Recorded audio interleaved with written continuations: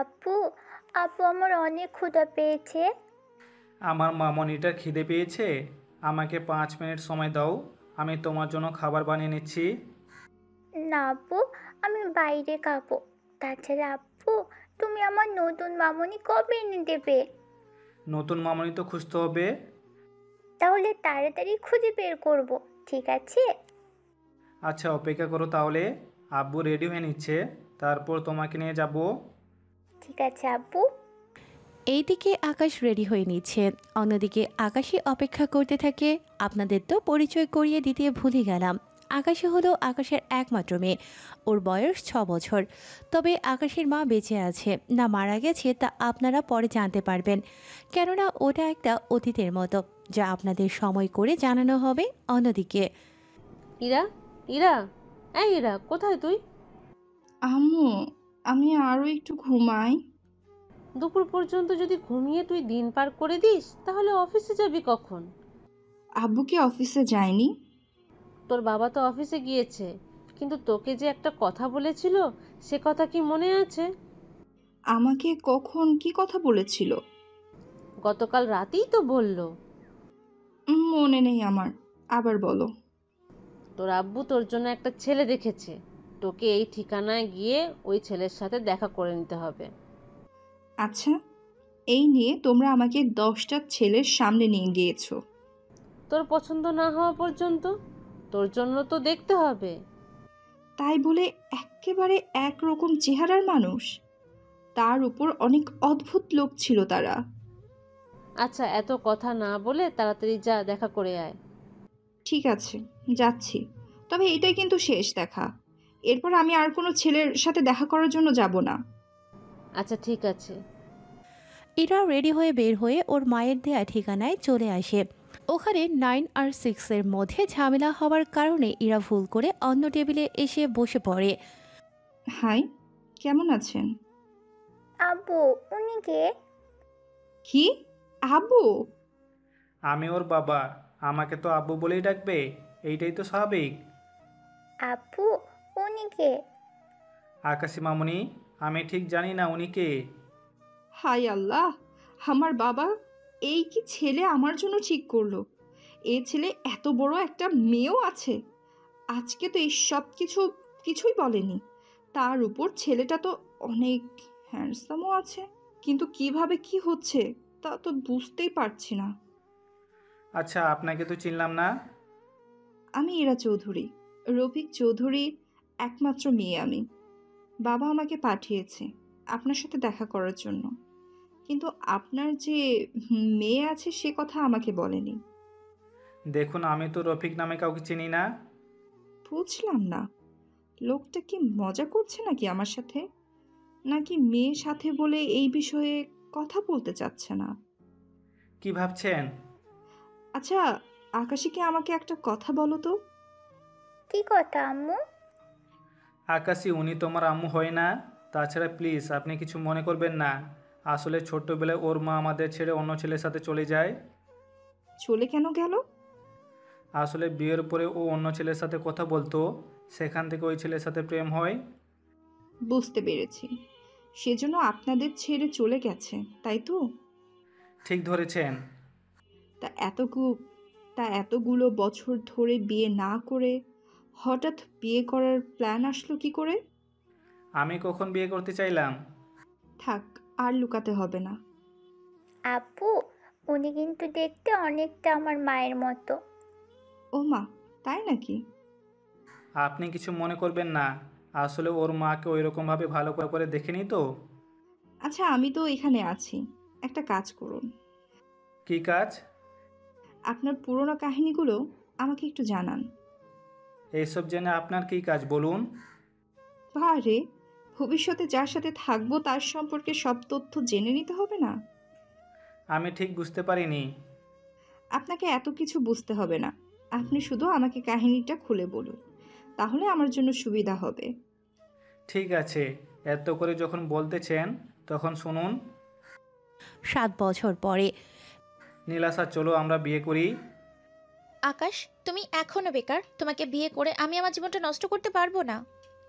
এইসব কি বলছো নীলাশা? ঠিকই বলছি আমি। তুমি হয় কিছু একটা করো, তারপর আমি তোমাকে বিয়ে করব। আচ্ছা, আমি চেষ্টা করে দেখব। এভাবে 3 মাস পরে আকাশ কোনোভাবে একটা চাকরি করতে থাকে। মাসে যে ডলার পায় তা দিয়ে কোনোভাবে চলে যায়। 4 মাস পরে এসে নীলাশাকে বিয়ে করে। দেখো আকাশ, আজ আমাদের বাসর রাত। সেসব তো আমি জানি। তোমাকে একটা কথা দিতে হবে। কি কথা? তুমি চাকরি ওটা ছেড়ে দিয়ে ব্যবসা করো। আচ্ছা, সেসব নিয়ে পরে ভাবা যাবে। এমনি তো অনেকটা সময় পার হয়ে গেছে, সেজন্য সময় নষ্ট করা ঠিক হবে না। আচ্ছা চলো তাহলে শুরু করি। এরপরে কি হয় তা জানার কোনো প্রয়োজন নেই। সকালবেলায় ওরা ঘুম থেকে উঠে দুজনে ফ্রেশ হয়ে নাস্তা বানাতে থাকে। তবে এতদিন আকাশ একাই থাকতো বলে বাসায় প্রয়োজনীয় জিনিসপত্রের অনেক অভাব ছিল, সেজন্য। কি ব্যাপার, তুমি এইগুলো দিয়ে রান্না করবে কি করে? আমি তো এতদিন এভাবেই রান্না করে এসেছি। তা না হয় বুঝলাম, কিন্তু এইভাবে আমি রান্না করতে পারবো না। তুমি নতুন করে কিনে নিয়ে আসবে আসবাবপত্র। কিন্তু এত ডলার পাবো কোথায়? কেন, বিয়ে করার আগে কি মনে ছিল না? মনে যদি থাকতো তাহলে তো হতোই। তাছাড়া বেতন পেলে আমি সবটা কিনে নিব, চিন্তা করো না। এরপর ওরা রান্না শেষ করে নেয়। এভাবে 3 মাস কেটে যায়। হঠাৎ নীলাশা মাথা ঘুরে পড়ে যায়। ডক্টর এসে নীলাশাকে দেখতে থাকে। ভয়ের কিছু নেই, উল্টো সুখবর আছে। কীরকম? আপনি বাবা হতে চলেছেন। আপনার স্ত্রী 1 মাসের প্রেগনেন্ট। এটা তো অনেক বড় সুসংবাদ। চলুন আপনাকে সামনে এগিয়ে দিই। তবে ওনার খেয়াল রাখবেন। অবশ্যই রাখবো। ডক্টর যাওয়ার পরে আকাশ নীলাশার কাছে এসে বসে পড়ে। আমাদের ঘর আলো করে একজন অতিথি আসতে চলেছে। এখন থেকে ওর সব খেয়াল রাখতে হবে আমাকে। এখন থেকে আমাদের অনেক হিসেব করে চলতে হবে। চিন্তা করো না, আমি সবটা সামলে নিব। তুমি এখন রেস্ট নাও, আমি অফিসে গেলাম। এইদিকে অফিসে আসার পরেই স্যার আজকে এত লেট করে এলেন যে? কিছু কাজ ছিল বাসায়। স্যার আপনিও কি বউর কাজে সাহায্য করেন? সংসার তো আমাদের, যদি আমরাই একে অপরকে সাহায্য না করি তাহলে আর কে করবে? স্যার এই নিন ফাইল। এই ফাইলটা দেখে বলুন কি করা যায়। আচ্ছা রেখে যাও, আমি চেক করে নিব। ঠিক আছে স্যার। এদিকে আকাশ অফিসের কাজ করতে থাকে। কাজ শেষ করে নীলাশাকে সময় দিতে থাকে। কয়েকটা দিন এভাবেই কেটে যায়। ওদের বেবিও ধীরে ধীরে বড় হতে থাকে পেটের মধ্যে। এভাবে আরও কয়েকটা মাস কেটে যাওয়ার পরে আকাশের জন্ম হয়। দেখো দেখো, মেয়ে আমার একদম তোমার মতো হয়েছে। আমার মেয়ে আমার মতোই তো হবে। কষ্ট করলাম আমি, আর সব কিছু হয়েছে তোমার মতো? এটা কোনো কথা হলো বলো? আচ্ছা, এখন ঝগড়া না করে মেয়ের দেখাশোনা কিভাবে করা যায় তা নিয়ে ভাবতে থাকো। আমি এত ভাবতে পারবো না, তুমি ভাবতে থাকো কি করা যায়। এভাবে আরও 3 মাস কেটে যায়। একটা সময় আকাশ অফিসে বসে কাজ করতে থাকে। তখন আবির ওর কাছে আসে। স্যার আপনাকে একবার দেশের বাইরে যেতে হবে। তা কতদিন লাগতে পারে? এই তো স্যার 5-7 দিন তো লাগবেই। এতদিন কেন? প্রজেক্ট তো অনেক বড়। একবার এই প্রজেক্ট যদি পেয়ে যাই আমরা, তাহলে তো আমরা মিলিনিয়ার থেকে বিলিনিয়ার কাছাকাছি চলে আসব। আচ্ছা, আমার যাওয়ার প্রস্তুতি নিতে থাকো, কিন্তু তোমার ভাবিকে কি জবাব দিব? বলবেন কোম্পানির কাজের জন্য বাইরে পাঠাচ্ছেন। যদি বেশি সমস্যা হয় দরকার হলে আমি এসে দেখে যাব। এটা অবশ্য মন্দ হয় না। তাহলে আমি আপনার যাওয়ার প্রস্তুতি নিয়ে থাকি। 2 দিন পরে নীলাশাকে এই ব্যাপারে বলতে থাকে। ও সবটা শোনার পরে কিন্তু তোমাকে ছাড়া আমি একা থাকবো কি করে বলো? 7 দিনেরই তো ব্যাপার। আমি তোমার প্রয়োজনীয় সব কিছু এনে রেখে দিয়েছি। এর বাইরে যদি কোনো কিছু লাগে আমাকে জানিয়ে দিও। ঠিক আছে, জানাবো। এরপর আকাশ চলে যায় লন্ডনে। ওখানে একটা অফিসে এসে ওর কাজকর্ম করতে থাকে। কাজ শেষ করে হোটেলে এসে নীলাশার সাথে কলে কথা বলতে থাকে। এভাবে 3 দিন কেটে যায়। প্রতিদিন নিয়ম করে কল দিয়ে কথা বলতে থাকে। 7 দিন পরে আকাশ যখন বাসায় ফিরে তখন এ কি, তোমাকে এরকম দেখাচ্ছে কেন? কি করবো বলো, আকাশই তো ঠিকভাবে আমাকে ঘুমাতে দিচ্ছে না। কেন সম্ভব না শুনি? এখন চলো ঘুমাই। এভাবে দেখতে দেখতে মাস যেতে থাকে। নীলাশার কথাবার্তা আকাশের সাথে কেমন জানি অদ্ভুত লাগতে থাকে। কীরকম লাগে তা আপনারা সামনের দিকে জানতে পারবেন কিছুদিন যেতেই। আকাশ, এটুকু বেতন দিয়ে তো তুমি কিছুই করতে পারবে না। তো এখন এটা বলো, তুমি যে বেতন পাও সে বেতন দিয়ে কি তুমি চাইলেই সংসার চালাতে পারবে? কিন্তু এখন তা কোনোভাবেই সম্ভব না। কেন সম্ভব না শুনি? অনেক কিছু হয়েছে। তাছাড়া তুমি সংসারের অন্যদের কথা ভাবো। চিন্তা করো না, ও তো এখনো ছোট, আস্তে আস্তে আমি সব কিছু ঠিক করে নিব।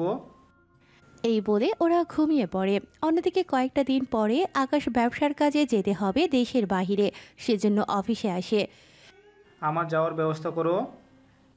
একটু পরে আকাশ ওর বাসায় এসে নীলাশার কাছে বিদায় নিয়ে এয়ারপোর্টের দিকে চলে যায়। অন্যদিকে নীলাশা আকাশীকে নিয়ে বের হয় শপিং মলে। ভেতরে আসার সময় একটা লোকের সাথে ধাক্কা লাগে নীলাশার, এতে রেগে যায়।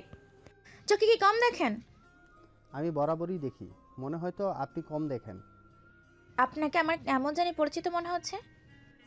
আমারও কেমন জানি পরিচিত মনে হচ্ছে, কোথায় যেন দেখেছি। আরে, আমি নীলাশা। আমার ভার্সিটিতে একসাথেই পড়েছি, আর আমাদের সিট পাশাপাশি পড়তো। আরে তুই, কত বছর পর দেখা পেলাম। আর তুই তো আগের থেকে অনেক বেশি হট হয়ে গেছিস, দেখতে কিন্তু অনেক কিউট লাগছে তোকে। কথাটি শুনিয়ে নীলাশার খারাপ লাগার কথা, কিন্তু ও তা হেসে উড়িয়ে দেয়। কেননা নিলয় পোশাক দেখে নীলাশার বুঝতে বাকি রইল না যে নিলয় এখন অনেক বড় লোক। তা তুই ফ্রি আছিস? এতগুলো বছর পর তোর সাথে দেখা, ফ্রি না থাকলে বের করে নিবি। সত্যি বলছিস? সত্যি বলছি। তা একটা কথা বলবো তো? কি কথা বল। এই বাচ্চাকে, ও তো আমার একমাত্র মেয়ে, ওর বয়স এখন 9 মাসের মতো হয়েছে। তুই যে বিয়ে করেছিস এটা কিন্তু দেখে বোঝা যায় না। সত্যি বলছিস তো? আরে মিথ্যা কেন বলবো তোকে। তা এখন কি করছিস? কি আর করব বল, বাবার ব্যবসা দেখাশোনা করছি। তা তোর হাজবেন্ড কি করে? নীলাশা আকাশের ব্যাপারে সবটা বলতে থাকে। সবটা শোনার পরে তাহলে তো তুই মোটেও সুখে নেই। ওই রকম আর কি। এইটুকু বেতন দিয়ে কি আর সংসার চলে? যদি তোর আপত্তি না থাকে তাহলে তোর হাজবেন্ডকে আমার অফিসে পাঠিয়ে দে, আমি ওর থেকে ডাবল বেতন দেব, তাও তোর জন্য। ও কারো করুণা নিবে না। তাছাড়া আমি হয়তো সংসার করব না আর। কেন কেন? আমার মতো মেয়ে কিভাবে ওর মতো একটা ছেলে সংসার করবে, বুঝতে পারছিস? তাহলে এখন কি করবি? ওকে ডিভোর্স দিয়ে নতুন করে সংসার করব। কিন্তু ওই বেবি? ওকে ওর বাবার কাছেই দিয়ে দিব। তাছাড়া ওর সাথে থাকলেই ঝামেলা, তবে ওর দেখাশোনার কোনো কমতি আমি রাখবো না যতদিন ওর কাছে আছি। বুঝতে পেরেছি। আচ্ছা, তোর মোবাইল নাম্বার আমাকে পাঠা। নীলাশের নাম্বার দিয়ে সাথে আরও কিছু কথা বলে চলে যায় ওখান থেকে। এদিকে নিলয় তো একটা হাসি দেয়। এই হাসির মানে আপনারা জানতে পারবেন আরও অনেক পরে। অন্যদিকে আকাশ লন্ডনে একটা কোম্পানির বোর্ড মিটিংয়ে বসে আছে। তাহলে আকাশ স্যার, এখান থেকে কিভাবে কি করব? সবার কথাগুলো তো ঠিকই আছে, কিন্তু কাকে দিব প্রজেক্ট ওইটা এখন ভাবনার বিষয়। তাহলে এখন কি করবেন? এদের মধ্যে একটা লটারি করো, ওখানে যার নাম আসবে তাকেই না হয় প্রজেক্টটা দিয়ে দিও। কিন্তু এখানে তো সম্মানিত ব্যক্তির মধ্যে মিস্টার কাপুর আছে, ওনাকে কি দেব? উনি তো এমনিতে অনেকবার পেয়েছে, তার উপর ওনার অনেক অভিজ্ঞতা আছে, সেজন্য আমি চাচ্ছি নতুন কাউকে দেওয়ার জন্য। কেননা নতুনদেরকেও সুযোগ দেওয়া দরকার। যদি ওদের কোনো সুযোগ না দেই তাহলে ব্যাপারটা অনেক খারাপ হয়ে যাবে। ওরা যখন এত ভালোভাবে নিজেদের প্রজেক্ট তৈরি করেছে তখন ওদের একটা চান্স দেওয়া দরকার। আপনি যা বলবেন তাই হবে। আপনার মুখের উপরে কথা বলার তো কোনো ক্ষমতা আমার নেই। তাহলে যেভাবে বলেছি সেভাবে করতে থাকো, বাকিটা আমি এসে পরে দেখে নিব। ঠিক আছে স্যার। হোটেলে এসে নীলাশার সাথে কথা বলতে থাকে, সাথে আকাশের সাথেও। কথা শেষ হওয়ার পরে নিলয় নীলাশাকে কল দেয়। তারপর ওরা কথা বলতে থাকে। তবে নিলয়ের সাথে নীলাশার কথা আস্তে আস্তে বাড়তে থাকে। এখন ওরা দুজনে অনেকটা সময় নিয়ে কথা বলে। এদিকে আকাশ দেশে ফিরে আসে। আসার একদিন পরে। আকাশ, তুমি তোমার এই গরিব জীবনটা কি দূর করবে? আমি তো চেষ্টা করেই চলেছি।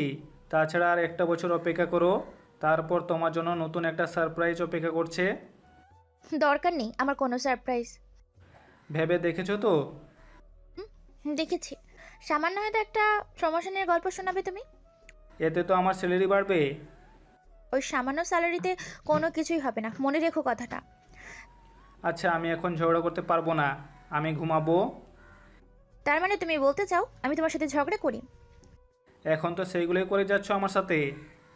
ঠিক আছে, এর শেষটা আমি দেখে নিব। এরপর ওরা ঘুমিয়ে যায়। তারপর আকাশ সকালে অফিসে চলে যায়, সেজন্য নীলাশা কল দেয় নিলয়কে। কেন, কোনো সমস্যা হয়েছে কি? নিলয়, আমি আর ওই আকাশের সংসার করব না। কেন, কি হয়েছে? ও জীবনেও উন্নতি করতে পারবে না, সেজন্য আমি ওকে 2 মাসের ভিতর ডিভোর্স দিব। কাজটা কি ঠিক হবে সামান্য কিছু ডলারের জন্য? দেখো, ও যা বেতন পায় তা বেতন দিয়ে আমি মোটামুটি আমাদের সংসার তো চালাতে পারি, কিন্তু এর বাইরে সংসারে বাড়তি কোনো কাজে খরচ করার মতো ডলার থাকে না, এবং কি আমি যে শপিং করব তাও সম্ভব হচ্ছে না। বুঝতে পেরেছি ব্যাপারটা আমি, কিন্তু তুই ডিভোর্স দিয়ে কার কাছে থাকবি? সেটা ভেবেই তো পারছি না। তোকে একটা কথা বলবো, যদি কিছু মনে না করিস। কি কথা বলো? আমি তোকে বিয়ে করতে চাই, যদি তোর কোনো আপত্তি না থাকে। তুই কি সত্যি বলছিস? একদম সত্যি বলছি। আমি তোকে সেই ভার্সিটি থেকে ভালোবেসে এসেছি, কিন্তু তোকে বলবো বলবো করে আর বলা হয়নি, কারণ তুই তখন অন্য কাউকে ভালোবাসতি। এখন যখন তুই ওকে ছেড়ে দিতে চাইছিস, তখন আমার বলতে আর কোনো অসুবিধা নেই। আচ্ছা, আমি তাহলে আকাশকে কখন ডিভোর্স দিব? এখন তোর ইচ্ছে, তখন দিলেই হবে। তাহলে আকাশের জন্মদিনের দিন ওকে ডিভোর্স দিয়ে দিব। তাহলে তো আরও 2 মাস। 2 মাসকে অপেক্ষা করতে পারবে না? কিন্তু আকাশ যে এই মাসগুলোতে তোমাকে আদর করবে, তা আমি মেনে নিব কি করে? এমনিতেও আকাশকে আমি 1 মাস ধরেই কাছে আসতে দিই না, সামনেও আসতে দিব না। সত্যি বলছো তো? একদম সত্যি বলছি। আমি তাহলে অপেক্ষায় থাকলাম। কল কেটে দেয়। আপনাদের একটা কথা বলি, নিলয় কিন্তু নীলাশাকে সে ভার্সিটি থেকে অনেক পছন্দ করত, কিন্তু বলবে বলবে করেও ওর বলা হয়নি। সেজন্য আজকে নীলাশা আকাশকে ছেড়ে দেবে শুনে রাজি হয়ে যায়, কেননা নীলাশা দেখতে কিন্তু অনেক কিউট ছিল। সেজন্য নিলয় এত কিছুর পরেও রাজি হয় বিয়ে করার জন্য।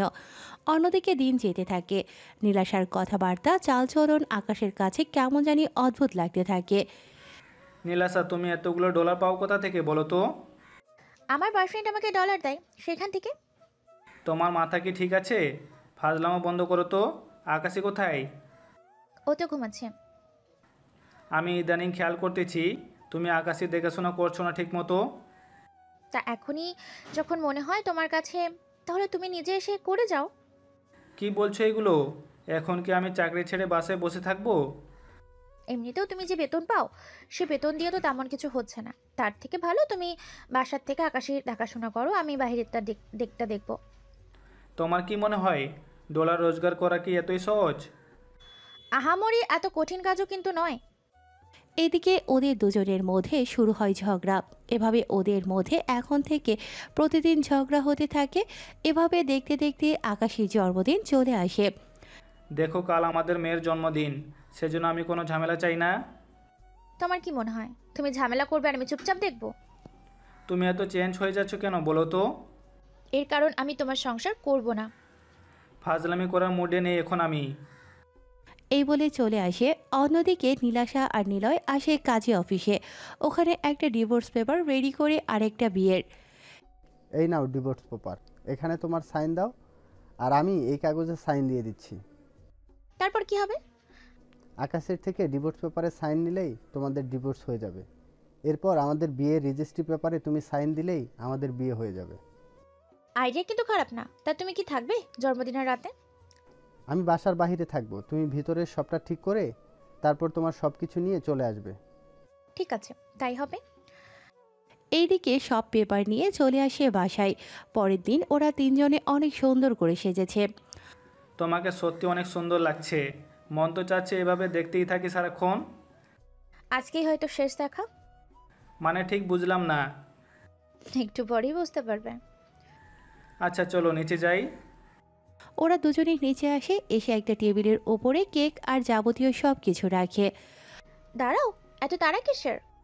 সময় হয়ে এসেছে, কেক তো কাটতে হবে। কেক কাটার আগে আমার একটা কাজ আছে। এমন সময় তোমার আবার কি কাজ? কেন, আমার কি কাজ থাকতে পারে না? কি কাজ বলো? তোমার দিকে অনেক তাড়া। রাত 12টা বাজে, কেক কেটে খাবার খেয়ে রুমে এসে ঘুমাতে হবে, তার উপর আকাশেরও ঘুম পাচ্ছে। ঠিক আছে, এনো পেপার, সাইন করে দাও। কিসের কাগজ এটা? আমাদের ডিভোর্স পেপার। দেখো নীলাশা, আমি মোটেও ফাজলামোর মুডে নেই। আকাশ, আমি কিন্তু সিরিয়াস। কথাটা শুনে আকাশের এবার হাসি মুখটা কিছুটা কালো হয়ে যায়। এরপর হাত দিয়ে দেখতে থাকে। এটা তো সত্যি সত্যি ডিভোর্স পেপার, ও তো সাইনও করে দিয়েছে। চিন্তা করো না, তোমাকে কাবিনে কোনো ডলার দিতে হবে না। আকাশই এখন থেকে তোমার কাছেই থাকবে। এবার সাইন করে দাও, আমি চলে যাব। আকাশ কোনো কিছু না ভেবে সাইন করে দেয়। তারপর নীলাশা আরও একটা কাগজ বের করে ওটাতে সাইন করে দেয়। ওটা কিসের কাগজ? আমার বিয়ের কাগজ। তোমাকে ডিভোর্স দিয়ে আমি অন্য কাউকে বিয়ে করে নিলাম। ভালো থেকো তোমরা। ওই রাতে আকাশ আর আকাশীকে ছেড়ে নিলয়ের হাত ধরে চলে যায়। নীলাশা, এটা তুমি কি করলে? তোমার জন্য সামনে আমি এমন একটা সারপ্রাইজ রেখেছিলাম যা তুমি কল্পনাও করতে পারোনি। তুমি যখন চলে গেছো তখন আর আমি তোমাকে নিয়ে ভাববো না। তুমি ভালো থেকো। এরপর আকাশ একাই আকাশের দেখাশোনা করতে থাকে বাকি বছরগুলোতে। আর এখানেই 7 বছরের সমাপ্তি হয় বর্তমান। তার মানে ডলারের জন্য তোমাকে ছেড়ে চলে গেছে। হ্যাঁ, ঠিক ধরেছেন।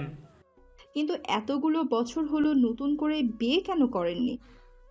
যদি নতুন করে বিয়ে করতাম তাহলে আমি হয়তো একটা ভালো বউ পাবো, কিন্তু আমার মেয়ের জন্য আমি হয়তো ভালো একটা মা পাবো না। সব মেয়েরা তো একরকম হয় না। তা জানি, কিন্তু অন্য কারো মেয়েকে নিজের মেয়ের মতো করে বড় করতে কেউ পারে না। আচ্ছা, আপনি তো সবই শুনলেন। সবই শুনেছি, কিন্তু আমার কোনো আপত্তি নেই। দেখুন, আপনি হয়তো ভুল করছেন। আপনি যার সাথে দেখা করার জন্য এসেছেন সে আমি না, অন্য কেউ। কিন্তু এই টেবিলে তো 9 লেখা। এটা 6 নাম্বার টেবিল। এটা পড়ে গিয়ে এরকমটা হয়েছে। সরি, আমি আসলে বুঝতে পারিনি। কিন্তু আপনি এতক্ষণ ধরে আমাকে তা বলেননি কেন? আপনাকে তো আমি কখন থেকে বলতে চেয়েছি, আপনি তো আমাকে চুপ করে দিয়ে কথাগুলো বলেই যাচ্ছেন। সরি, আমারই ভুল হয়েছে। তবে যখন ভুল করে আপনার কাছে চলে এসেছি তখন আর আমি অন্যদিকে যাব না। আপু, উনি কি আমার মা? না মামনি। আকাশী, আমি তোমার আম্মু। তাহলে এতগুলো বছর তুমি আমার কাছে আসোনি কেন? আম্মুর অনেক কাজ ছিল, সেজন্য আসতে পারেনি। আপনি সবটা জানার পরেও? দেখো, আমার কাছে এত সম্পত্তি আছে তা দিয়ে 100 বছর খেয়ে যেতে পারবো। তাছাড়া তোমাদের কোনো কাজও করতে হবে না। তোমরা আমার সাথে থাকবে আর খাবে আর ঘুমাবে। কিন্তু তা তো সম্ভব না। সম্ভব, অবশ্যই হবে। সেজন্য আমি যখন তোমাকে আমার স্বামী বলে ধরে নিয়েছি আর আকাশীকে আমার মেয়ে বলে ধরে নিয়েছি, তখন তোমাদের আমি সহজে ছাড়ছি না। কথাটা শুনে আকাশী এসে ইরাকে জড়িয়ে ধরে। আমার লক্ষ্মী আম্মু। আমার লক্ষ্মী মামনি, চলো আমরা একসাথে খাবার খেয়ে নেই। ওরা খাবার খেতে থাকে তখন ওখানে ইরার বান্ধবী আসে ওর জামাইকে নিয়ে। ইরাকে এখানে দেখে। আরে ইরা, তুই এখানে কেন? এসেছি আমার হবু জামাইয়ের সাথে দেখা করতে। বাহ, দুলাভাই তো অনেক কিউট আছে। তা সাথে মেয়েটা কে? ওনার ভাগ্নি নাকি ভাতিজি? ওর মেয়ে। মজা করছিস নাকি? মজা কেন করব? তা নয় তো কি, এত বড় একটা মেয়ে যদি ওনার হয় তাহলে তুই বিয়ে কেন করছিস? দেখো, আমার পছন্দ হয়েছে সেজন্য। তনু, তোমার বান্ধবীর মাথা কি গেছে? দেখুন, আপনি আমার বান্ধবীর জামাই বলে আপনাকে কিছু বললাম না। দেখ ইরা, সময় আছে এখনো। এর মতো লোককে ছেড়ে দে। তাছাড়া তুই কেন বুঝতে চাইছিস না এই লোকটা তোর ডলার দেখে তোকে পটাতে চাইছে? উনি আমাকে পটায়নি, উল্টো আমি ওনাকে পটিয়েছি। কি বলছিস? আমি তো বুঝতে পারছি না। তোর এত বুঝতে হবে না। তনু, এটা ওদের ব্যাপার। ওর মতো ভিখারিকে বিয়ে করে তোমার বান্ধবী ও হয়তো ভিখারি হয়ে যাবে কয়েকটা মাস পরেই। মুখ সামলে কথা বলুন। ও তো ঠিকই বলেছে। তানু, হতে পারে তুই আমাদের থেকেও অনেক বড় বিজনেসম্যান। তুই এটা ভুলে যাচ্ছিস কিন্তু। আমি কিছুই ভুলিনি। এতদিন আমি তোদের তুলনায় কম ছিলাম। তারেককে বিয়ে করার পর থেকে আমি এখন তোদের উপরে উঠে গেছি। আর তুই এমন একজনকে বিয়ে করবি ভাবছিস, তাকে বিয়ে করে তো তুই আরও বেশি গরিব হয়ে যাবি। সে যাকে, তোকে বলে কোনো লাভ নেই। চলি আমরা। তানু তারেক চলে যায় ওখান থেকে। অন্যদিকে আকাশ চুপ করে আছে, কোনো কিছুই বলছে না। ওরা তিনজন খাওয়া শেষ করে। চলো আমরা বিয়ে করব। কি বলছেন? আমি ঠিকই বলছি। আর একটু ভেবে দেখলে কি হতো না? অনেকটা সময় নিয়ে ভেবেছি। তাছাড়া আকাশীও আমাকে ওর মা বলে মেনে নিয়েছে। সেখানে আপনার কেন এত আপত্তি? কয়েকটা দিন হয়তো আপনার এই আবেগ থাকবে, এরপর আর থাকবে না। তাহলে চলুন হসপিটালে যাই। হসপিটাল কেন? হসপিটাল এসেছি আমি অপারেশন করাবো। অপারেশন কেন? কিন্তু কি জন্য করাবেন? এই যে আমি যেন কখনো আর মা না হতে পারি। আপনি কি পাগল হয়ে গেছেন? দেখুন, আমি যদি মা হয়ে যাই তাহলে তো আকাশের খেয়াল রাখতে পারবো না। সেজন্য আমি এটা করাবো, যেন ওর প্রতি কোনো মায়া আর ভালোবাসা না কমে যায়। লাগবে না সেসব করা। আচ্ছা, তাহলে তো এখন বিয়ে করা যায়। কিন্তু আপনার বাবা মা? ওনাদের আমি সামলে নিব, চিন্তা করবেন না। এরপর ইরা ওনাদের নিয়ে কাজী অফিসে এসে বিয়ে করে নেয়। তারপর ওদের নিয়ে চলে আসে ওর বাসায়। ইরার মা তো ওদের দেখে। ইরা, কে ওনারা? কে আবার? তোমার মেয়ের জামাই। তুই কি আমার সাথে ফাজলামো করছিস? আমি কেন ফাজলামো করব? তোকে পাঠিয়েছি আর একটা ছেলের কাছে, কিন্তু তুই তো দেখি অন্য একটা ছেলেকে নিয়ে এসেছিস। তার সাথে ওই মেয়েটাকে? আম্মু, ও আমার একমাত্র মেয়ে আকাশী। আকাশী, উনি তোমার নানু হয়। যাও নানুর কাছে। নানু, কেমন আছো? এ বলে ইরার মায়ের কোলে উঠে যায়। উনি ইরার মুখের দিকে তাকিয়ে কোলে তো নেয়, কিন্তু ইরা, আমি তো কিছুই বুঝতে পারছি না কি হচ্ছে, আমাকে একটু বুঝিয়ে তো বল। আচ্ছা শুনো তাহলে। ইরার আম্মু সবটা শোনার পরে, তুই যখন জানতি এটা ওই ছেলে না, তাহলে কেন বিয়ে করতে গেলি? দেখো আম্মু, আমি অনেক ভেবে চিন্তে এই ডিসিশন নিয়েছি। সেজন্য আমাকে এই নিয়ে কোনো কিছু বলার দরকার নেই। তাই বলে 6 বছরের বাচ্চা সহ? দেখো, আজ থেকে ওরা এখানে থাকবে। ওদের কি নিজের কোনো বাড়ি নেই? আছে কি নেই তা আমি জানি না, আর জানতেও চাই না। ওরা এখানে থাকবে আমার সাথে। তাছাড়া ও বেকার। বাবাকে বলে আকাশকে কোম্পানিতে একটা চাকরি ওকে পাইয়ে দিতে হবে। তুই কখন কি বলিস, আমার সব কিছু মাথার উপর দিয়ে যাচ্ছে। আচ্ছা, আমার জামাইকে বারণ করে বাসায় তো তুলে নিবে। ইরার মা আকাশকে বরণ করে বাসায় তুলে নেয়। তারপর ইরার রুমে নিয়ে আসে। রুমটা মোটামুটি একটু বড় আছে, যা চলবে। এইদিকে রাতে রফিক চৌধুরী বাসায় এসে ইরার এমন কার্যকলাপ শুনে উনি নিজেও অবাক হয়। কিন্তু যখনই উনি আকাশকে দেখতে পায় তখনই উনি চুপ হয়ে যায়, কোনো কথাই আর বলেনি। রাতে ওদের বাসর রাত শেষ হলে সকালবেলায় আমি আকাশীকে নিয়ে বের হলাম। কোথায় যাবে? ওকে স্কুলে ভর্তি করাতে। ও তো স্কুলে পড়ে। কোন স্কুল? আকাশ স্কুলের নাম বলে স্কুলের নাম শুনে ইরা একটু অবাক হয়, কেননা ওটা অনেক নাম করা একটা স্কুল, তার উপর অনেক ব্যয়বহুলও ছিল। এত দামি স্কুলে পড়াও ওকে? একমাত্র মেয়ে বলে কথা। আচ্ছা তাহলে শপিং করতে যাই, ওর জন্য তো কিছু কিনতে হবে। ওর সব কিছুই আছে, শুধু আনলেই হয়ে যাবে। তুমি তাহলে যাও, নিয়ে আসো। ততক্ষণ আমি আকাশের সাথে বসে গল্প করি। ঠিক আছে, খেয়াল রেখো ওর। এরা গল্প করতে থাকে। আকাশ ওর বাড়িতে এসে ওদের সব কিছু নিয়ে চলে আসতে থাকে এইদিকে। আচ্ছা মামনি, তুমি কি হেঁটেই স্কুলে যাও নাকি ট্যাক্সি করে? দুটোর একটাও না, আমাদের তো গাড়ি আছে, যেগুলোতে করে যাই। তাছাড়া আমাদের বাসার সামনে একটা খেলার মাঠও আছে, যেখানে আমরা অনেক খেলাধুলো করি। তা গাড়ি কোথায় পেলে? বাবা আমাকে একটা গাড়ি করে দিয়ে আসে, আবার অন্য গাড়ি করে নিয়ে আসে। কি বলো, তোমাদের তো কিছুই নেই। তাছাড়া আকাশী এখনো ছোট, ও কি বলতে কি বলে দেয় তা নিজেও জানে না। আচ্ছা তুমি রেস্ট নাও। এদিকে আকাশ সব কিছু নিয়ে চলে আসে। অন্যদিকে সে সব ইরা আবার গুছিয়ে রেখে দেয়। 7 দিন কেটে যায়। আকাশ বাসা থেকে বের হবে তখন ইরা ওর সামনে আসে। আকাশ, তুমি কি বের হচ্ছ কোথাও? হ্যাঁ, একটু বাইরে যাব। আমার সাথে যেতে পারবে কি? কোথায় যেতে হবে বলো? তুমি আসো, তারপর বলছি। একটু পরে ওরা চলে আসে একটা আর্মি ক্যাম্পে। ওখানে এসে জেনারেলের সাথে কথা বলতে থাকে। আপনাদের কথা অনুযায়ী এখানে আমাদের জন্য অনেক বড় একটা জিনিস আছে, যেটা আমাদের কাজে আসবে, তাই তো?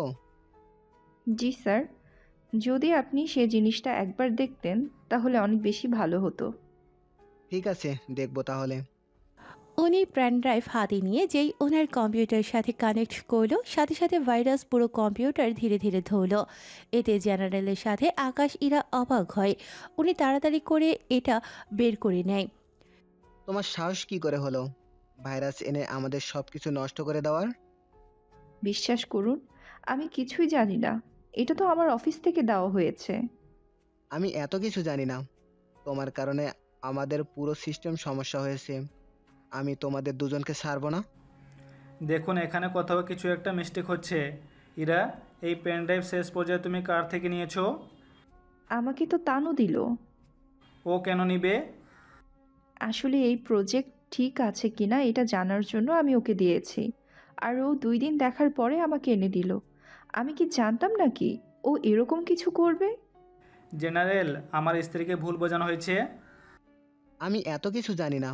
আমি 1 ঘন্টার মধ্যে সব কিছু ঠিক চাই, নয়তো আমি কাউকে ছাড়বো না। স্যার, 1 ঘন্টা কেন? যদি 1 মাস ও সময় দেন, তাও এই ভাইরাস দূর করা যাবে না। এটা আমাদের পুরো সিস্টেম খারাপ করে দেবে। শুনেছো কথাগুলো? আমাকে একটু সময় দিন, আমি এটা ঠিক করে দিচ্ছি। যদি না পারো তাহলে তোমাদের দুজনকে গ্রেপ্তার করা হবে, সাথে সবার সামনে ফাঁসিও দেওয়া হবে। আকাশ, আমাদের এখন কে বাঁচাবে? কিভাবে আমরা এখান থেকে বেঁচে ফিরবো? এদিকে আকাশ কি বলবে বুঝতে পারছে না, তাই তাড়াতাড়ি করে সে ভাইরাস দূর করতে লেগে যায়। 40 মিনিটের মধ্যে সব ভাইরাস দূর হয়ে যায় তা দেখে। এটা কিভাবে সম্ভব? যেখানে 1 মাসও সম্ভব না, সেখানে ও মাত্র 40 মিনিটে তা করে দিল। আল্লাহ জানি ওর মধ্যে আর কি কি গুণ লুকিয়ে আছে। এখন কি আমরা যেতে পারি? যেতে পারেন। আমি কাল আমার লোক পাঠিয়ে দেব, ওরা আপনার কোম্পানির সাথে ডিল করে নেবে। আপনাকে কি বলে যে ধন্যবাদ দিব সে ভাষা আমি খুঁজে পাচ্ছি না। ধন্যবাদ যদি দিতে হয় ওকে দাও। তা কে হয় তোমার? ও আমার হাজব্যান্ড। সুখী হও তোমরা। ওখান থেকে বের হয়। এরা তো প্রশ্ন করে যাচ্ছে, কিন্তু তাও আকাশ কোনো প্রশ্নের উত্তর দিচ্ছে না, শুধু চুপচাপ শুনে যাচ্ছে। একটু পরে, তোমার যে কাজ সেটা সেরে নাও।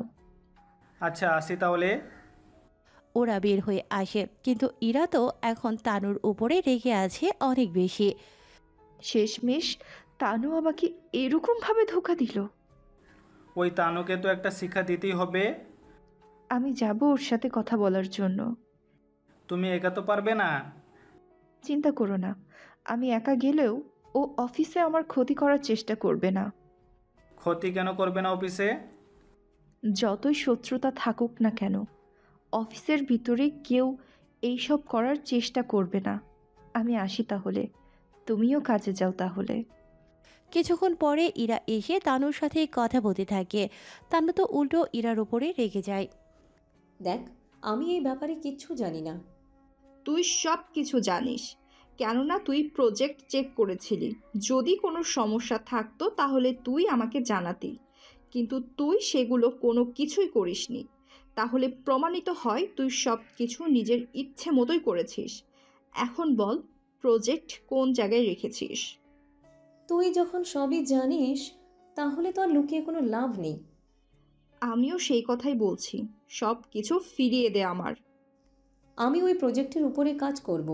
2 দিন পরে আমি জেনারেলের কাছে যাব আর এই প্রজেক্টের ব্যাপারে কথা বলে নিব। তোর কি মনে হয় এতে উনি রাজি হবে? হবে মানে? অবশ্যই হবে রাজি। তুই এখন আসতে পারিস। বন্ধুত্বের সুযোগ নিয়ে এত বড় ধোঁকা না দিলেও পারতি। সে আমি যাই করেছি আমার কোম্পানির স্বার্থে করেছি, সেজন্য তোকে এই বিষয়ে ভাবতে হবে না। বের হয়ে গেলেই ভালো হবে। যদি না বের হই? সিকিউরিটি এনে বের করে দিব। কার এত বড় সাহস আমার বউকে বের করে দেওয়ার হুমকি দেয়? তুই কি, সামনে আয়। আকাশ ওদের সামনে যায়। ওখানে তানু আকাশকে দেখে একটু চমকে তো ওঠে, কিন্তু কোনো রিয়াকশন নেই, তাই চুপ করে আছে। ওর মতো ভিখারি নাকি বাঁচাবে? কথাগুলো বলেই হাসতে থাকে। আকাশ চুপ করে আছে, সাথে সামনে তাকিয়ে দেখে অনেক লোক ওখানে বসে আছে। ওদের দেখে তো কোনো কিছুই বলেনি, তবে ওই লোকগুলো আকাশের দিকে অনেক ভালোভাবেই তাকিয়ে আছে। কি ভাবছেন আপনারা? কই কিছু ভাবছি না তো। ওদের সাথে এভাবে কথা বলার সাহস হয় কি করে তোর? তা জেনে তোমাদের কোনো কাজ নেই, তোমাকে যা বলার জন্য এসেছি। ইরা চলো, এখানে এর সাথে কথা বলে সময় নষ্ট করা কোনো মানে হয় না। ইরা, যা তোর এই ফকিন্নি জামাইয়ের সাথে। তানু, এসব কি ধরনের কথাবার্তা? ঠিক বলেছি। মিস তানু, আমি যদি ভুলে যাই আপনি ইরার ফ্রেন্ড হন, তাহলে কিন্তু আপনাকে রাস্তায় নিয়ে আসতে আমার বেশি সময় লাগবে না। ও তাই নাকি? দেখছেন আপনারা, এর মতো রাস্তার ভিখারিও আমাকে চ্যালেঞ্জ করা শুরু করে দিয়েছে। তাহলে ঠিক 1 ঘন্টার পরে আপনি ইরার কাছে ক্ষমা চাওয়ার জন্য ওরই অফিসে আসবেন, কথাটা মনে রাখবেন। আরে যা তো, তোর মতো অনেক ছেলেকে দেখেছি আমি। ওখান থেকে ইরাকে নিয়ে চলে আসে। এদিকে ইরা তো বুঝতে পারছে না কি করবে। অন্যদিকে আকাশ মোবাইল বের করে কি যেন লিখতে থাকে, লেখা শেষ হয়ে গেলে মোবাইল আবার রেখে দেয়। আকাশ একটু বেশি বেশি হয়ে গেল না? কই কিছু বেশি হয়নি, ওই মেয়ে নিজেকে কি মনে করে? বাদ দাও ওর কথা। আমি আজকে আর অফিসে যাব না, বাসায় চলো দুজনে, একটু সময় কাটাবো। ঠিক আছে চলো। ওরা বাসায় আসে। এইদিকে আকাশই বাসায় ছিল। কিছুক্ষণ পরে আম্মু এত তাড়াতাড়ি চলে এলে যে?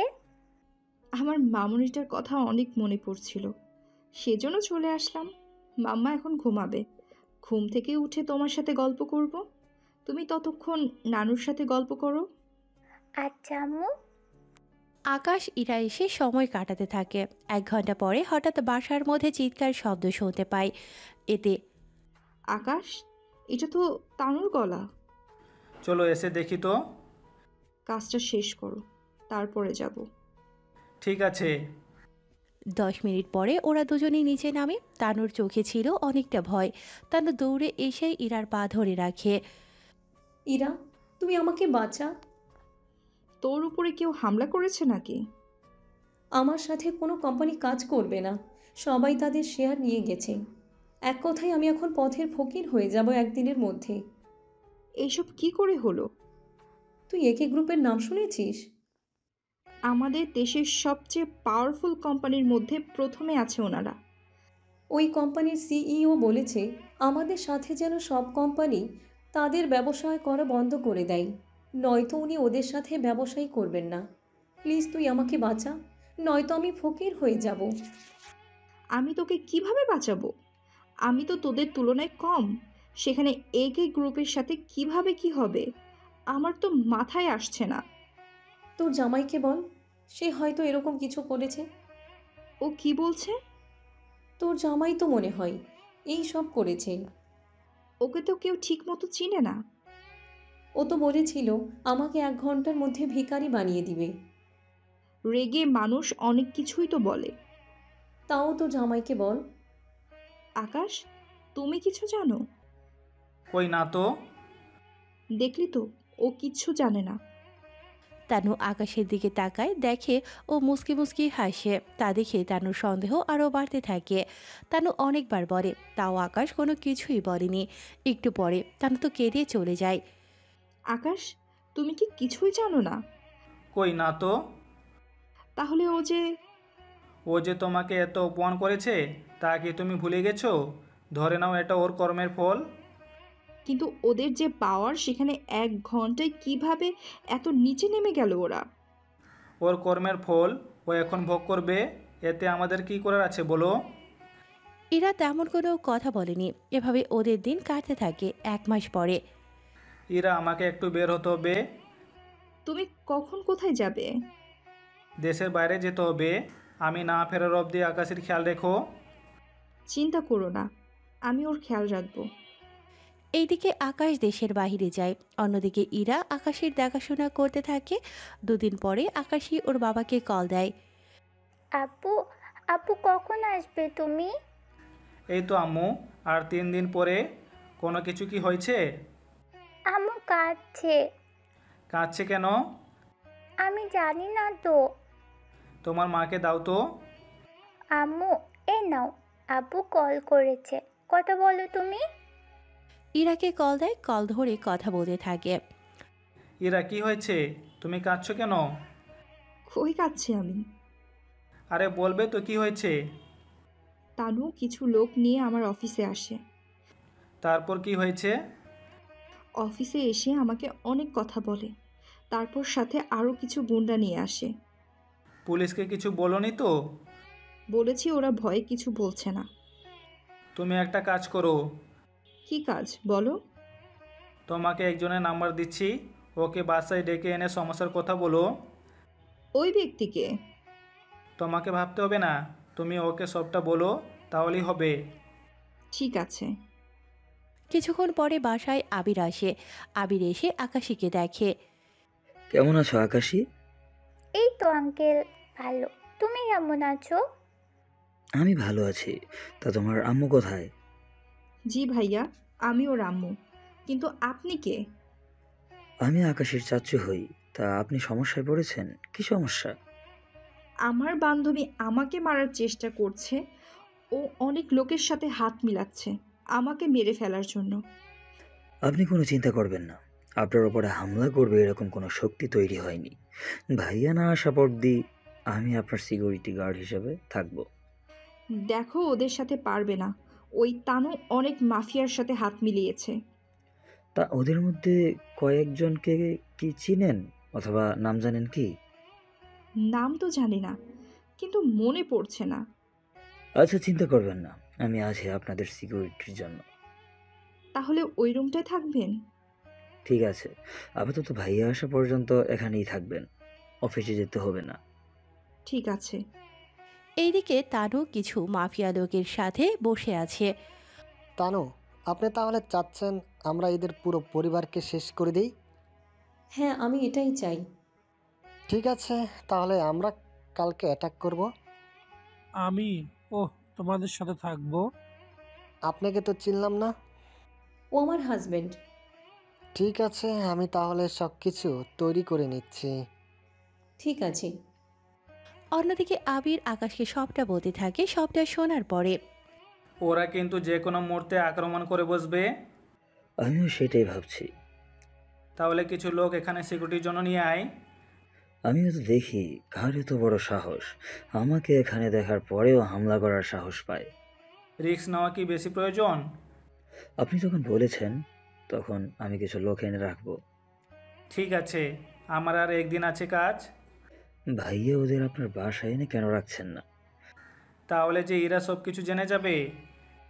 ভাবি তো আপনাকে অনেক ভালোবাসে, সত্যিটা জানলেও মনে হয় না আপনাকে ছেড়ে দিবে। এত তাড়াতাড়ি সত্যিটা জানাতে চাই না। আচ্ছা, তুমি ওই দিকটা তাহলে দেখো। ঠিক আছে।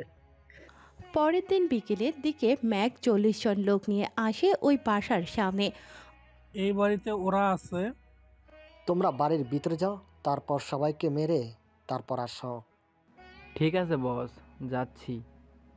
ওরা ভেতরে আসে। এসে কাউকে ঠিক মতো দেখতে পাচ্ছে না, সেজন্য বাড়ির ভেতরে খুঁজতে থাকে। একটু খোঁজার পরে সবাইকে দেখতে পায় একটা রুমে। বস, ওদের পেয়েছি। ওদের বাহির করে আমার সামনে নিয়ে আয়। ওকে বস, আনছি। এই তোরা চল আমার সাথে। আমরা যাব না? তোরা যে যাবি না সেটা তো আমরা জানি, সেজন্য তো তোদের মারতে এসেছি এখানে। আমাদের ছেড়ে দেওয়ার জন্য কত কোটি টাকা দিতে হবে বলেন? সেটা আমাদের বসের সাথে নিচে এসে কথা বলেন। ঠিক আছে, চলুন তাহলে। ওরা নিচে নামে। নেমে আবির ম্যাককে দেখতে পায়। ম্যাক তো দেখেই অবাক হয়, দৌড়ে এসে আবিরের পা ধরে রাখে। বস, আমি জানতাম না এটা আপনার বাড়ি। বিশ্বাস করুন, যদি আমি জানতাম তাহলে কখনো আসতাম না এইখানে। বস, আপনি এই লোকটার পা ধরে মাপ চাইছেন কেন? ওই শালা মাপ চা ওনার কাছে। এখানে কি জন্য এসেছ তা বলো। কেউ একজন ডলার দিয়ে বলল আপনাদের। ও আচ্ছা, তাই বলো। তা আর কেউ কি এসেছে? জি, এসেছে। ভেতরে নিয়ে এসো ওদের। ভিতরে নিয়ে আয়। লোকজন এসে তারেককে ভেতরে নিয়ে আসে। তারেক তো ভেতরে এসে অনেক খুশি হয়।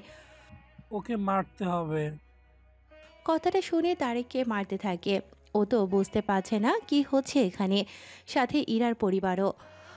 আবির, ওরা তো মাফিয়া কিং, কিন্তু তোমাকে কেন ভয় পাচ্ছে? ওরা তাকে ভয় পায়, আমি তাকে চিনি, সেজন্য বুঝতে পারছেন ভাবি। উনি আপনার ভাবি? এতে তোর কোনো সমস্যা কি? আমার কোনো সমস্যা নেই। একে কিছুক্ষণ মেরে তারপর এখান থেকে যাবি। কখনো যদি এর বাসার আশেপাশে তোদের দেখি তাহলে কিন্তু তোদের জন্য মোটেও ভালো হবে না। জি, আপনি যা বলবেন তাই হবে। আমরা তাহলে যাই এখন। যাও। ওরা যাওয়ার পরে আবির কিছুক্ষণ ওখানে থাকে, কিন্তু ইরা এখনো বুঝতে পারছে না ওনার মতো একজন বড় মাফিয়া কিভাবে আবিরকে দেখে ভয় পেল। এটাই ভেবে পাচ্ছে না। এইদিকে আবির চলে আসে ওখান থেকে। পরের দিন আকাশ চলে আসে ইরাদের বাসায়। ইরা, তোমাদের কিছু হয়নি তো? আমরা ঠিক আছি। তা তুমি আমাদের এটা বলো, এত বড় একটা মাফিয়া গ্রুপের কিং উনি কেন আবিরকে দেখে ভয় পাবে? প্রশ্নটা তুমি আমাকে না করে আবিরকে তো জিজ্ঞেস করতে পারতে, বা ওই লোকটাকে। বললে যে তোমরা সত্যিটা বলবে না, সেটা আমি জানি। ও আচ্ছা, তাই নাকি? আচ্ছা শুনো, বলো। আকাশের স্কুল থেকে কল এসেছে। আচ্ছা, আমি কাল তাহলে ওনাদের স্কুলে এসে কথা বলে নিব। আচ্ছা ঠিক আছে।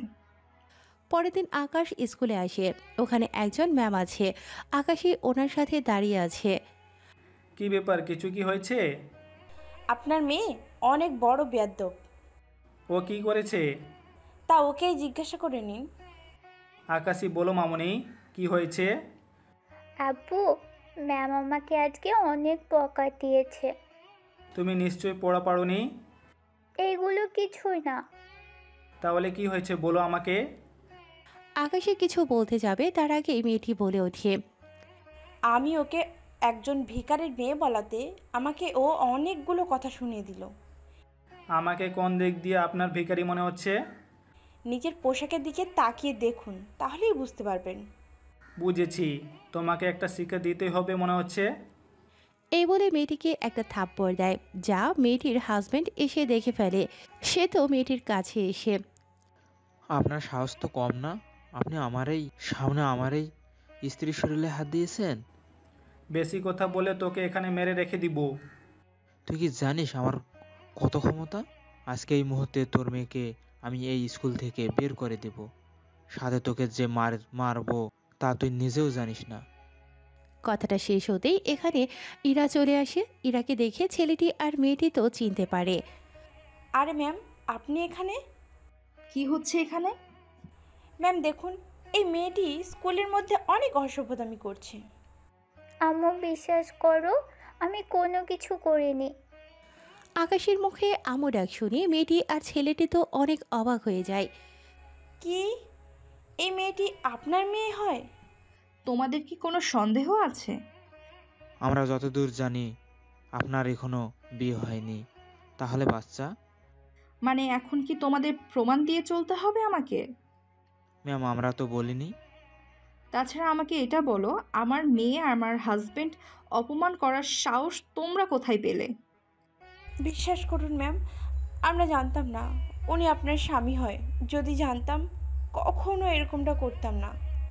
ইরা ফোন বের করে কাউকে কল দিয়ে পুরো স্কুলটা কেনার জন্য বলে, আজকে এই স্কুলে তোমাদের কোনো জায়গা নেই, কথাটা মনে রাখবে।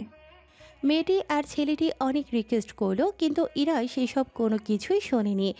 এরপর আকাশী ও অনেক খুশি হয়ে যায়। অন্যদিকে 3 দিন পরে আকাশ সর্বনাশ হয়ে গেছে। কি হয়েছে বলো। আমাদের সাথে ড্রিল করার জন্য একজন মেয়ে আসার কথা ছিল। তা সে কি আসেনি? এসেছে তো। তাহলে সর্বনাশ কেন হবে? মেয়েটি তো এখানে আসার জন্য রওনা দিয়েছিল, কিন্তু পথের মধ্যে কেউ তাকে নিয়ে যায়।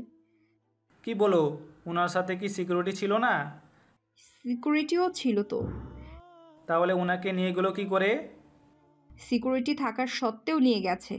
তবে আমার মনে হয় তানু আর তারেক এই ব্যাপারে হাত আছে। কিন্তু হুট করে সন্দেহ করাটা কি ঠিক হবে? আজকে তানু আমাকে কল দিয়ে বলেছে, যদি এই প্রজেক্ট না হয় তাহলে আমাদের পথে বসতে হবে। প্রজেক্টের সাথে পথে বসার কারণ কি? ওই মেয়েটি একটা কোম্পানির সিইও, আমাদের সাথে ড্রিল করার জন্য এসেছে। তার সবাই জানে অলরেডি 80% শেয়ার বিক্রি করে তা প্রজেক্ট লাগিয়ে দিয়েছি। যদি এখন ওই মেয়েটিকে না পাই, আমাদের পথে বসতে হবে। তাই এইগুলো হবে কখন? এই তো প্রায় 3 ঘন্টা পরে। এর ভিতরে ওনাকে খুঁজে বের করতে হবে।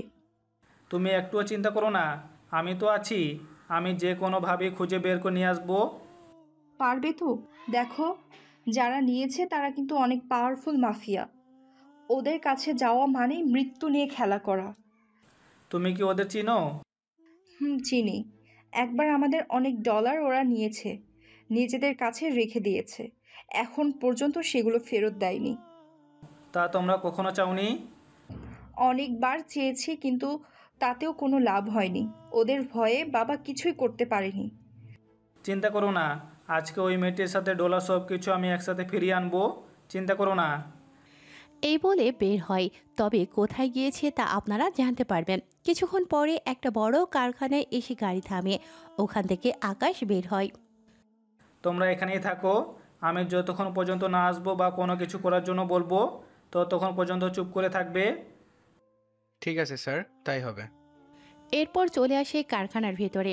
ওখানে কিছু লোক আর একটা মেয়েকে দেখতে পায়। দেখ, আমার হাতে সময় বেশি নেই, ওনাকে নিয়ে যেতে হবে। তুই কি জানিস আমরা কারা? শুনি কে তোমরা? আমরা হলাম কমান্ডার জগতের বাচ্চা। তোমাদের তো দেশের হয়ে লড়াই করা দরকার, তা না করে তোমরা এগুলো কি করছো? আমরা কি করছি বা না করছি তা আশা করি তোকে বোঝাতে হবে না। তুই কেন এসেছিস তা আমাদের বল। আমি তো এসেছি ওনাকে নিয়ে যেতে। কথাটা শুনে ওরা হাসতে থাকে, কেননা ওরা ভালো করেই জানে ওদের সাথে আকাশ কোনোভাবেই বেড়ে উঠবে না। কিন্তু আকাশ যে কী জিনিস তা আপনারা জানতে পারবেন সামনের দিকে। দেখ, তোরা যখন নিজ থেকে ঝামেলা করবে বলে ঠিক করেছিস, তখন আমার কোনো কিছু বলার নেই। সেজন্য সময় নষ্ট করতে চাই না আমি। হাতে অনেক কাজ পড়ে আছে। বুঝেছি, তোকে আগে শেষ করতে হবে। শুধু কি কথাই বলবি নাকি মারামারিও করবি? এরা তো মারামারি করতে থাকে। অন্যদিকে ইরা তো মিটিং রুমে বসে আছে, সাথে কিছু সাংবাদিক আর বিভিন্ন কোম্পানির লোকজন। এইদিকে সবাই মেয়েটির জন্য অপেক্ষা করতে থাকে, কিন্তু ইরা তো জানে মেয়েটি এখানে আসতে পারবে না, সেজন্য। দেখুন, যার আসার কথা সে যদি না আসতে পারে তাহলে প্রজেক্ট তো ক্যান্সেল করা উচিত।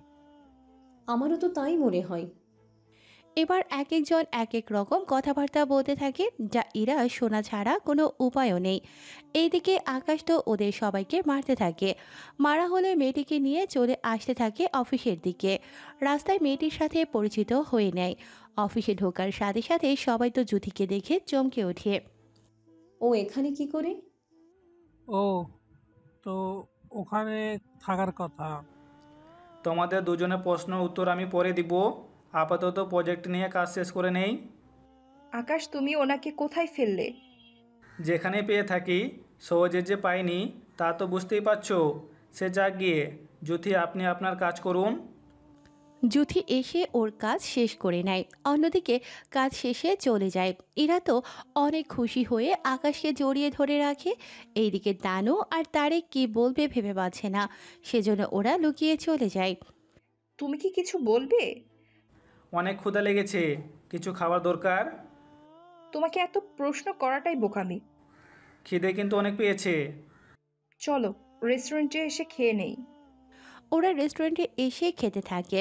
তখন ওখানে আরও কয়েকজন লোক ছিল, যারা এক একজন এক এক কোম্পানির মালিক ছিল। ওনারা ওখানে আকাশে দেখে চমকে ওঠে। দাঁড়িয়ে সালাম করতে যাবে, তখনই আকাশ ইশারায় ওনাদের বসতে বলে। সেজন্য ওনারা বসে যায়। তবে ইরা কিছুটা লক্ষ্য করে। কি ব্যাপার, ওনারা দাঁড়িয়ে গেল কেন? তা আমি কি জানি? ও আচ্ছা, তুমি কিছুই জানো না তাই তো। চলো খেয়ে নেই, ক্ষুধা লেগেছে অনেক বেশি।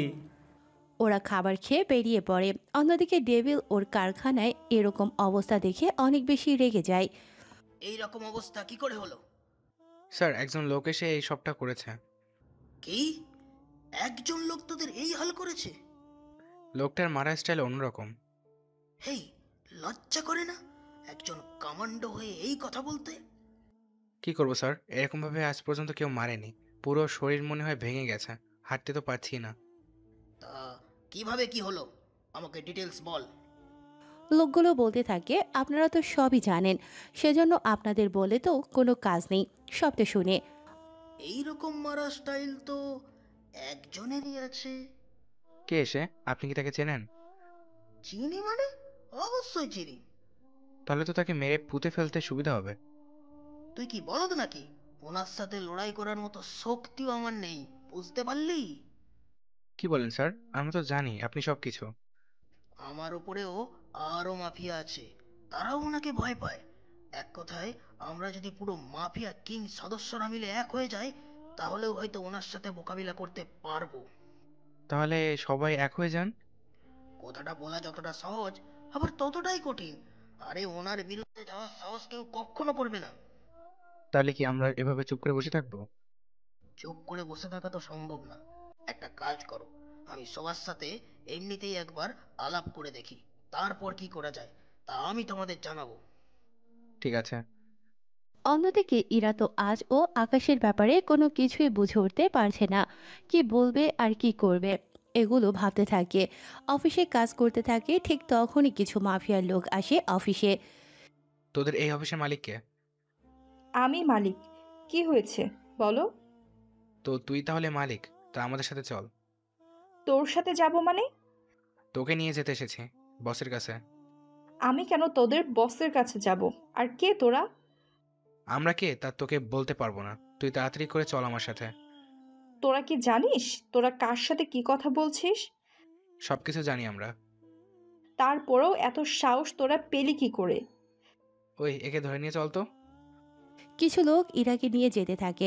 অফিসে থাকা সিকিউরিটিগুলো ওরকে বাঁচানোর চেষ্টা করে চলেছে, কিন্তু তাও ওরা পেরে ওঠেনি। কিছুক্ষণের ভেতরে ওরা ইরাকে নিয়ে চলে যায় ওখান থেকে। সন্ধ্যার দিকে আকাশ খবর পেয়ে যেতে থাকে ওই রাস্তার দিকে। এইদিকে তুই কি ভেবেছিস আমার হাত থেকে বাঁচতে পারবি? হ্যাঁ, কি চাও তোমরা? আমাকে কেন ধরে নিয়ে এসেছো? তোকে কেন এনেছি তা এখন তো না জানলেও চলবে, তবে তোর সাথে কি কি করব তা তুই নিজেও জানিস না। আমি তো আপনার কোনো ক্ষতি করিনি, তাহলে আমার সাথে এরকমটা করবেন কেন? কেন করব তা তোকে জানতে হবে না। এদিকে আকাশ তো আস্তানায় চলে আসে, যা ডেভিল খবর পায়। তোর হাজবেন্ড এসেছে তোকে বাঁচানোর জন্য। হ্যাঁ? কি? আকাশ এখানে কি করে? আরে তোর হাজবেন্ডকে আগে মারবো, তারপর তোকে মারবো। হ্যাঁ? প্লিজ ওর কোনো ক্ষতি করো না। আমি কি করব না করব তা আমি তোর থেকে জানতে চাই না। ওই ওই ছেলেকে মেরে ওই তোরা ওই ছেলেকে মেরে আমার সামনে নিয়ে আয়।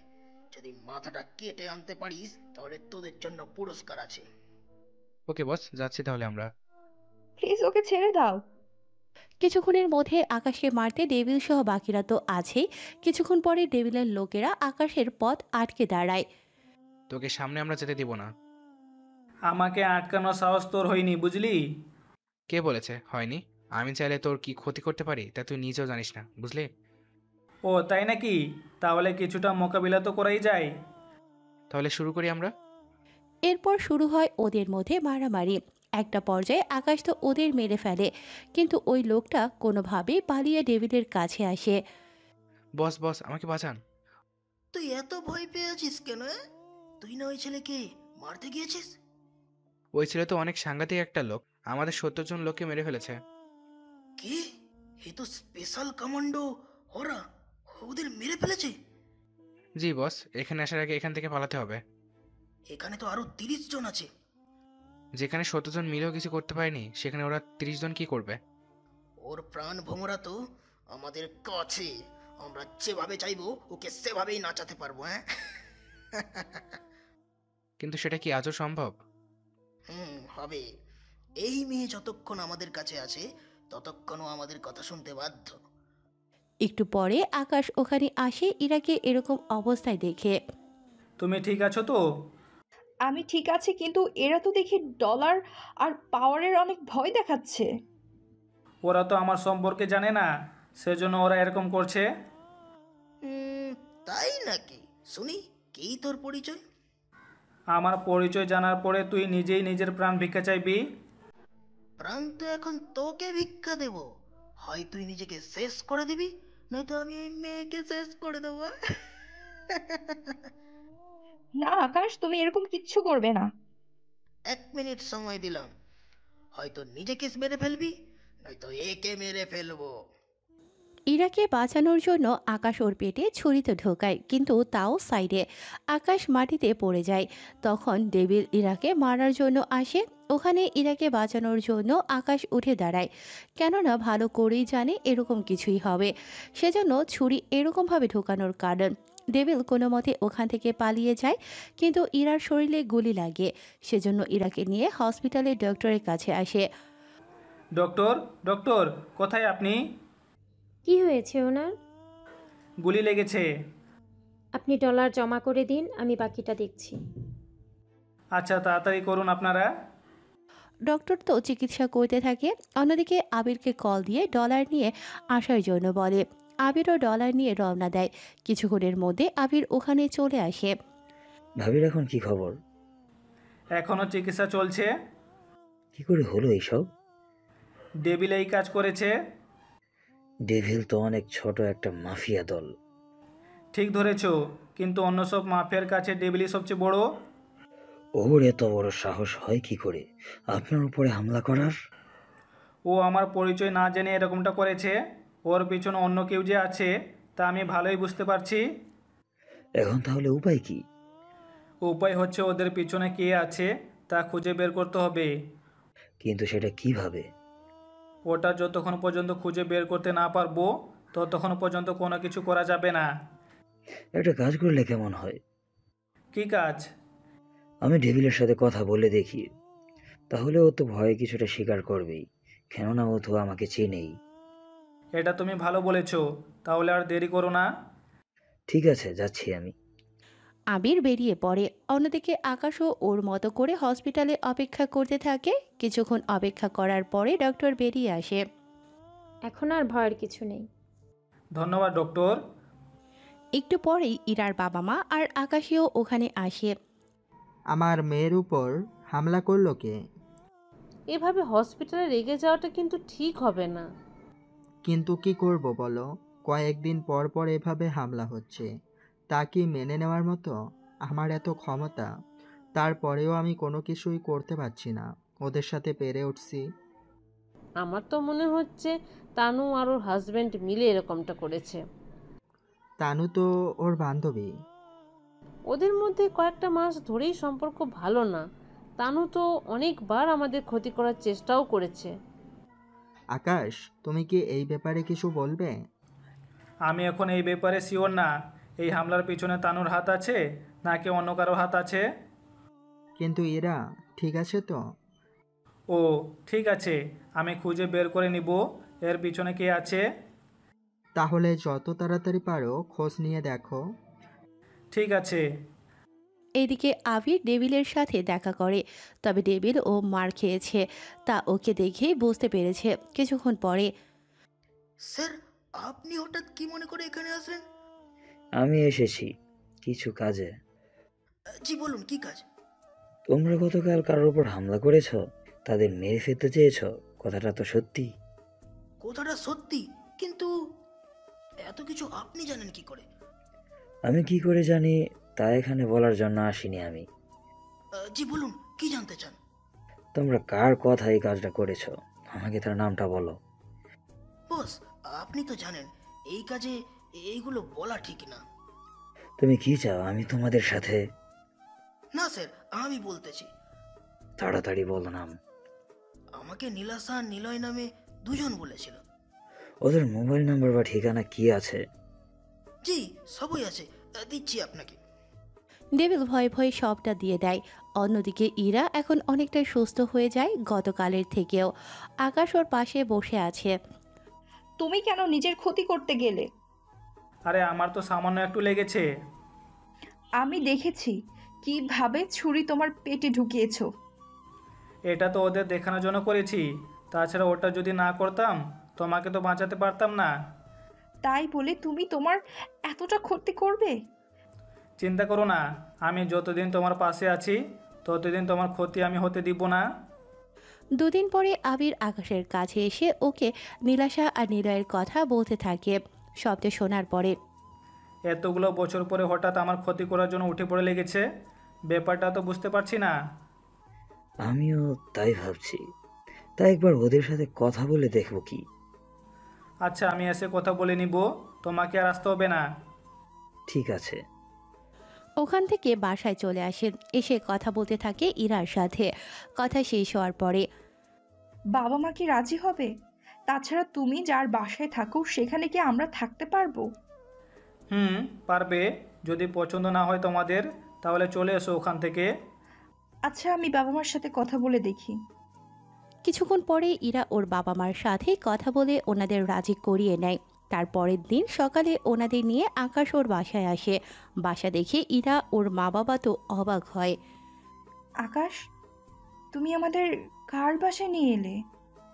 সেটাই তো, এত বিশাল বড় বাড়ি। এটা কার বাড়ি?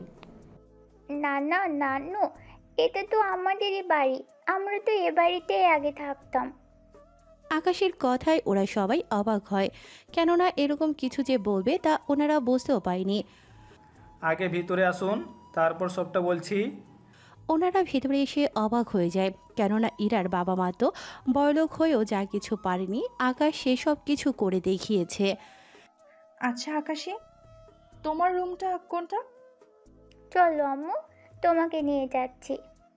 ইরাকে নিয়ে রুমে আসে, তবে রুমের ভেতরে দুটো বেড। আকাশী ইরাকে বলতে থাকে সবটা শুনে। তোমাদের এত কিছু আছে, তারপরেও তোমরা এভাবে চলাফেরা করো? আমি তো বুঝতেই পারছি না, তোমরা তো অনেক গরিব। আমরা কখন বলেছি আমরা গরিব? গরিব না হলে আমাদের বাসায় এতদিন থেকেছো কেন? তুমি তো নিয়ে গেলে। তাছাড়া আমি তো অনেকবার বলেছি আমাদের সব কিছু আছে, তারপরও তো তুমি বিশ্বাস করোনি। সেটাই তো বড় ভুল হয়েছে আমার। এদিকে আকাশ ইরার বাবা মাকে একটা রুম দেখিয়ে দিয়ে ওর রুমে এসে দেখে ইরা তো রেগে বসে আছে। এরকম অবস্থা দেখে আকাশ ঠিকই বুঝতে পেরেছে। এত রেগে আছো কেন বলো তো? রেগে থাকবো না তো কি করব? এত কিছু লুকিয়েছো। তুমি তো বলার সুযোগ দাওনি, সেজন্য বলিনি। ওই দিন আমরা মূলত রেস্টুরেন্টে খেতে এসেছিলাম, তুমি এসে না বুঝো ওইরকম একটা কাণ্ড করে বসলে। তোমার পরিচয় তো বলতে পারতে। আমি তো দেখতে চেয়েছিলাম কোন পর্যায়ে যাই, আমি তো জানতামই না তুমি এতটা ভালো হবে। হয়েছে হয়েছে, আর পাম্পটি দিতে হবে না। আচ্ছা দিলাম না, এখন তোমরা মা মেয়ে ঘুমাও, আমি একটু নিচে যাব। নিচে তোমার কি কাজ? বাজার তো করতে হবে।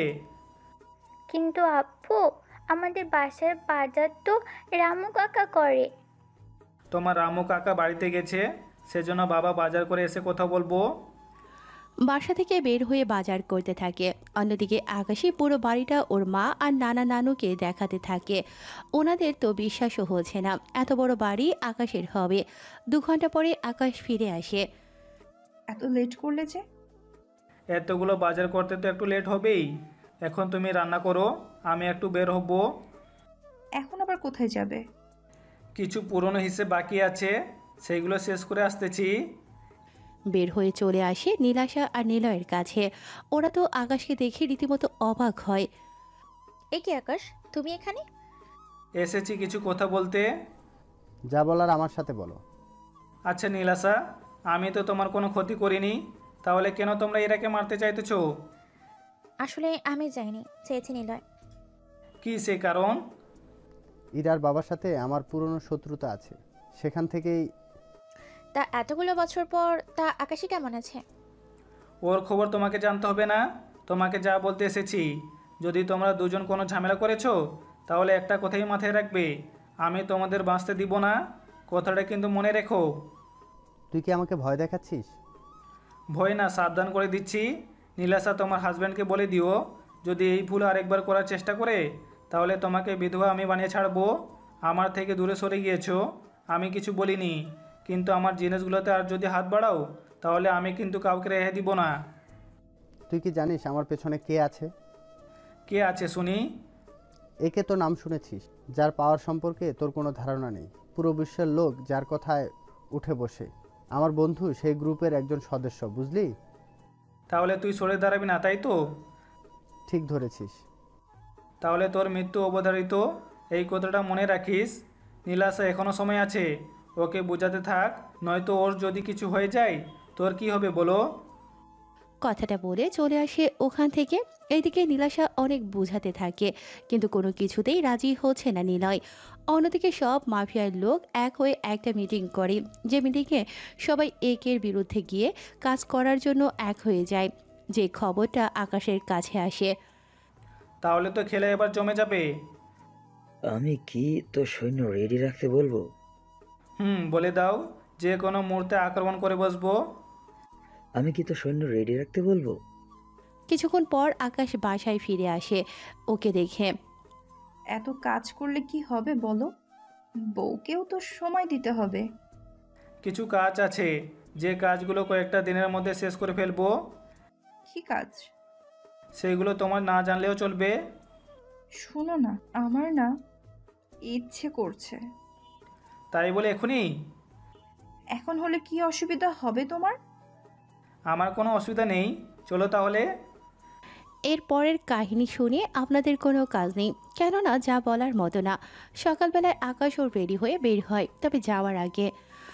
আচ্ছা শোনো, একটা কাজে যাচ্ছি, ফিরতে 2 দিন লাগবে, পরিবারের সবার খেয়াল রেখো। তুমি কোনো চিন্তা করো না, সাবধানে থেকো। চলি তাহলে। আকাশ ওর আস্তানায় এসে আবিরকে বলে সবাইকে নিয়ে বের হতে। ওদের সাথে আকাশও বের হয়ে চলে আসে ম্যাক, ডেভিল, তারেক, নিলয় আর অনেক মাফিয়া লোকদের কাছে। আকাশ যে আসে তার খবর ওরা পেয়ে যায়। এখন কি হবে? এত ভয় পাও কেন? আমার বন্ধু একে গ্রুপের সদস্য। সামান্য আকাশ নামের এই ব্যক্তিকে এত ভয় পেলে কি চলে বলো? সেটা তো দেখি ওই ছেলে কি করতে পারে আমাদের। কিছুক্ষণের মধ্যে ওখানে আকাশ চলে আসে। ওর সাথে তখন তেমন কেউই ছিল না, কেননা বাকিরা বাহিরের দিকটায় যাকে পাচ্ছে ওখানেই মারতে থাকে। আকাশকে দেখে ওরা তো মোটামুটি খুশি হয়। দেখ একাই এসেছে আমাদের মোকাবিলা করতে। ওহ, কি ভুল হয়ে গেছে। আমরা কি কি পারি ওর সাথে করতে। হেই, তোমরা দাঁড়িয়ে আছো কেন? মারো ওকে। ওরা 3 জন একসাথে আসে মারার জন্য, কিন্তু ওদেরকে অনেক সহজেই মাটিতে শুইয়ে দেয়। ওরা তো অনেকেই এবার বন্দুক হাতে নিয়ে গুলি করতে থাকে। তখনই ওখানে আবির আসে বাকিদের নিয়ে। আবিরকে দেখার পরে, বস আপনি এসেছেন?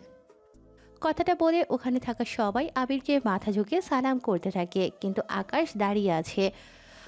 দেখেছেন বস, আপনার সামনে কিরকম মাথা তুলে দাঁড়িয়েছে। আমাদের বলে আপনাকে মেরে ফেলতে নাকি ওর 1 মিনিট লাগবে।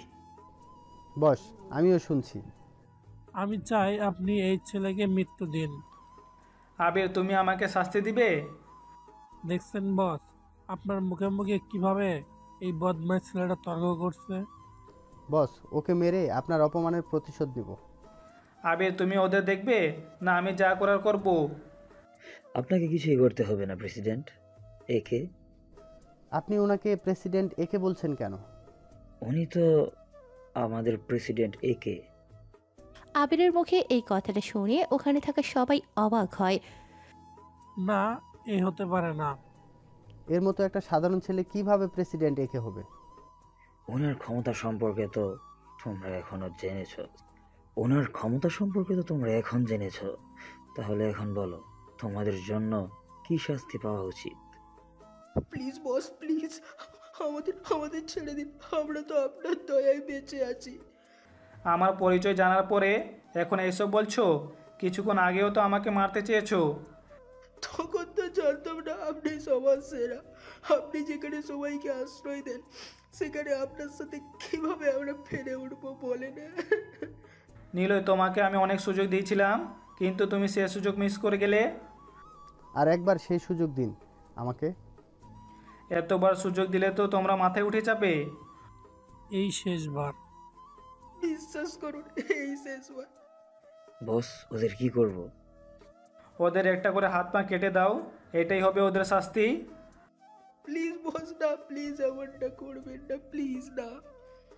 যদি আমাদের প্রাণ ভিক্ষা দেন তাহলে একটা সত্যি কথা বলবো আপনাকে। কি সত্যি? 2 মিনিট সময়। নিলয়, ইরা আর ওর মা বাবার সাথে আকাশীকে সামনে নিয়ে আসে।